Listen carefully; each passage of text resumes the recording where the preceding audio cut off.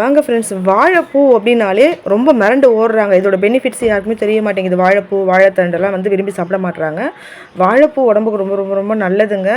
இப்போ எப்படி வாழைத்தண்டு நம்மளுக்கு இந்த கிட்னி ஸ்டோன்லாம் க்ளீன் பண்ணுதோ, அதே போல் வாழைப்பூவுக்கும் அந்த பவர் இருக்குது. கண்டிப்பாக வாழைப்பூ எடுத்துக்கோங்க. நிறைய பேர் இது தெரியாமல் விட்டுறீங்க. மோஸ்ட்லி நீங்கள் கூட்டு இதெல்லாம் செய்யலைனா கூட ஒரு வடை மாதிரியாவது பொரிச்சு சாப்பிடுங்க. தயவு செஞ்சு எடுத்துக்கோங்க. இன்றைக்கி நான் சூப்பரான ஒரு வாழைப்பூ வடை தான் செஞ்சேன். வாழைப்பூ நல்லா சூப்பராக உள்ளே இருக்க அந்த நாக்கும் அந்த தொப்புள்னு சொல்லுவாங்க, அதெல்லாம் எடுத்து க்ளீன் பண்ணியாச்சு. க்ளீன் பண்ண வாழைப்பூவை மிக்சியில் நான் அரைச்சிக்கிட்டேன். ரொம்ப நம்ம பூ அப்படியே போட்டாக்கா உதிர்ந்துடும். அதனால் மிக்சியில் அரைச்சிட்டு அது கூடவே நான் கடலைப்பருப்பு ஊற வச்சுருந்தேன். ஒரு 5 மணி நேரம் கடலைப்பருப்பு ஊற வச்சுருந்தேன். அந்த பருப்பும் போட்டு நல்லா அரைச்சிக்கிட்டேன்.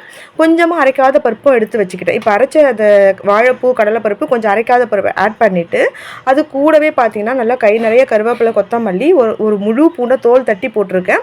இதுக்கு வந்து வெங்காயம் தேவையில்லை. அரைக்காத வாழைப்பூ கொஞ்சம் ஆட் பண்ணிக்கோங்க. அதெல்லாம் ஆட் பண்ணிவிட்டு கொஞ்சம் சோம்பு, ஒரு ஒரு ஸ்பூன் அளவுக்கு பெருங்காய பொடி போட்டுக்கோங்க. அதாவது பெரிய ஸ்பூனில் சின்ன ஸ்பூனில் போட்டுட்டு நல்லா மிக்ஸ் பண்ணிக்கோங்க. நம்ம ஒரு பக்கம் என்ன நல்லா காஞ்ச பிறகு இந்த நம்ம மிக்ஸ் பண்ணி வச்சுருக்கோம் இல்லைங்களா, வடை, கடலைப்பருப்பு, அரைச்ச வாழைப்பூ, அரைக்காத வாழைப்பூ எல்லாமே மிக்ஸ் பண்ணி வச்சுருக்கோம் இல்லைங்களா. வெங்காயம் போடாதீங்க, வாழைப்பூவே போட்டுக்கோங்க. அரைச்ச வாழைப்பூவும் இருக்கணும், அரைக்காத வாழைப்பூவும் இருக்கணும். நல்லா மிக்ஸ் பண்ணிங்கன்னா அதுவே உங்களுக்கு வெங்காயம் மாதிரி தான் இருக்கும்.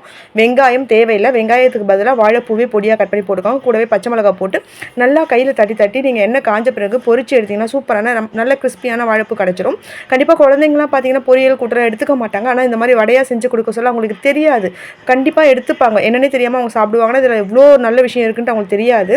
கண்டிப்பாக இப்படி பொரிச்சு கொடுங்க. நான் மோஸ்ட்லி இப்படி தான் செஞ்சு கொடுப்பேன். எங்கள் வீட்டில் வாழைப்பூலாம் நல்லாவே சாப்பிடுவாங்க. உங்களுக்கு வாழைப்பூ பொரியல் ரெசிபி இருக்குது, கூட்டு ரெசிபி இருக்குது. நான் ஒன்று ஒன்றா வீடியோவாக போடுறேன். கண்டிப்பாக இந்த ரெசிபி நீங்கள் ட்ரை பண்ணி பார்ப்பீங்க நான் நம்புகிறேன். இந்த வாழைப்பூ பார்த்தீங்கன்னா சின்ன வெங்காயம், சுண்டக்காய், பூண்டு காரக்குழம்பு வச்சுட்டு இந்த வாழைப்பூ வடையை சாப்பிட்டிங்கன்னா செம்மையாக இருக்குங்க. அப்படி ஒரு டேஸ்ட்டு. கண்டிப்பாக நீங்கள் நான்வெஜ் செய்யாத ஒரு நாளில் இந்த வாழைப்பூ வடையை ட்ரை பண்ணி பாருங்கள். கண்டிப்பாக செம்ம டேஸ்ட்டாக இருக்கும். தெரியாதவங்க கண்டிப்பாக ட்ரை பண்ணுங்கள். தேங்க்யூ.